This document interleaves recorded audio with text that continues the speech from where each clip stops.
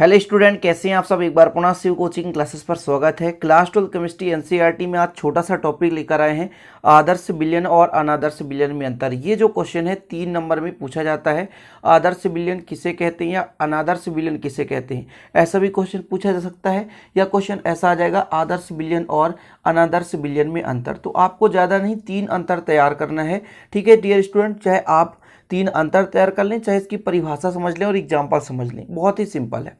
तो आदर्श विलयन और अनादर्श विलयन को समझने के लिए आपको राउल्ट का नियम जानना होगा, क्योंकि प्यारे भाइयों राउल्ट के नियम का जो पालन करता है वो विलयन आदर्श विलयन कहलाता है, और ऐसे विलयन जो राउल्ट के नियम का पालन नहीं करते वो अनादर्श विलयन कहलाते हैं, ठीक है। तो 2 ही मेन फैक्ट है, बस आप थोड़ा सा डिफरेंस तैयार कर लें।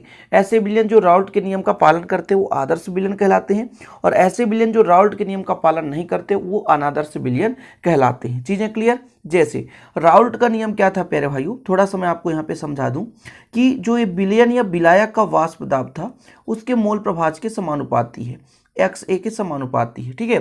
जब इसको हटाते हैं प्यारे भाइयों तो यहाँ पर के एक नियतांक लग जाता है, और जब ये के का मान जब आपका मोल प्रभाज का मान 1 होता है तो PA का मान जो है बदलकर P0A बन जाता है, ठीक है। समझ रहे ना, चीज़ें क्लियर। क्यों? क्योंकि ये इसके जगह ये शुद्ध, तो यहाँ पर हो जाता है P0A बराबर K, और फिर K का मान यहाँ पर रखते हैं तो आपके पास आता है PA बराबर P0A XA।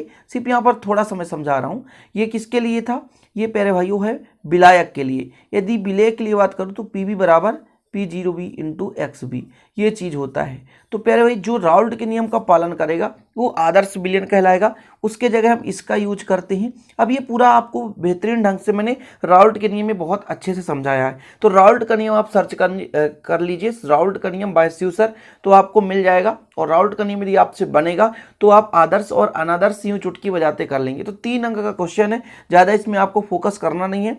मेन आपको एक अंतर डिफरेंस तैयार कर लेना है, 2 ऑटोमेटिक याद हो जाएंगे। तो ऐसे विलयन जो राउल्ट के नियम का पालन करते हैं उसे हम आदर्श विलयन कहते हैं, और ऐसे विलयन जो राउल्ट के नियम का पालन नहीं करते उन्हें हम क्या कहते हैं, अनादर्श विलयन। चीजें क्लियर हो गई।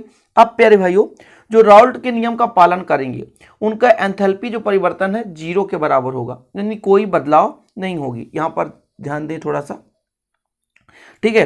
देखिए यहां पर पहला अंतर है कि राउल्ट के नियम का जो पालन करता है यानी PA बराबर P0A XA और PB बराबर P0B XB, और जो राउल्ट के नियम का पालन नहीं करते, यहाँ पर नॉट इक्वल लिखा हुआ है। नॉट इक्वल का मतलब जो राउल्ट के नियम का पालन नहीं करते, ठीक है। इतना चीज क्लियर हो गया। दूसरा जो है विलयन के अवयवों में मध्य अंतराकर्षण शुद्ध अवयवों की समान कोटि में होती है, और इसमें विलयन के अवयवों के मध्य अंतराकर्षण शुद्ध अवयवों के समान कोटि में नहीं होती। अंतराकर्षण मतलब जो विलयन के अणु है एक दूसरे को आकर्षित करने की जो क्षमता है प्यारे भाइयों वो समान कोटि का होती है, मतलब प्रत्येक अणुओं के बीच समान रूप से आकर्षण होता है। लेकिन अनादर्श विलयन में ऐसा नहीं होता, समान रूप से आकर्षण नहीं होता। इसके बाद यदि हम बात करें एंथैल्पी में परिवर्तन प्यारे भाइयों या आयतन में परिवर्तन, तो वो 0 के बराबर होगा। आदर्श विलयन में ना तो एंथैल्पी परिवर्तन होता है और ना ही आयतन परिवर्तन होता है। जब शुद्ध अवयवों मिश्रित किया जाता है, मतलब शुद्ध यानी उसमें अशुद्धि ना हो, तो यदि उसको हम क्या करेंगे, मिश्रित करेंगे, तब उनके एंथैल्पी और आयतन में कोई परिवर्तन नहीं होता है। चीजें क्लियर है। एंथैल्पी क्या है प्यारे भाइयों, तो एंथैल्पी यहाँ पर डेल H है जो कि परिवर्तित नहीं होता है, यानी डेल H मैक्सिमम किसके बराबर होगा, 0 होगा, और आयतन डेल भी है वो भी 0 के बराबर होता है। यदि हम यहाँ पर अनादर्श में बात करें तो शुद्ध अवयवों में मिश्रित किया जाता है तब उनके एंथैल्पी और आयतन में परिवर्तन हो जाता है। कहने का मतलब प्यारे भाइयों जब शुद्ध अवयव को क्या करते हैं, मिलाते हैं, एक या एक से अधिक अवयव जब आपस में मिलते हैं तो मिश्रित अवस्था कहलाते हैं, और मिश्रित अवस्था में एंथैल्पी में भी परिवर्तन होता है और उसके आयतन में भी परिवर्तन हो जाता है, ये कहलाता है अनादर्श विलयन। एक एक एग्जाम्पल यहाँ पर आप तैयार कर लीजिए। बेंजीन और टॉलुइन को जब मिलाते हैं तो ये जो विलयन बनता है आदर्श विलयन कहलाता है, और अनादर्श विलयन जैसे एसीटोन और क्लोरोफॉर्म को जब हम मिलाते हैं तो ये बन जाता है अनादर्श विलयन। आपके बुक्स में बहुत सारे एग्जाम्पल होंगे जिनको आप तैयार कर सकते हैं सिंपल तरीके से।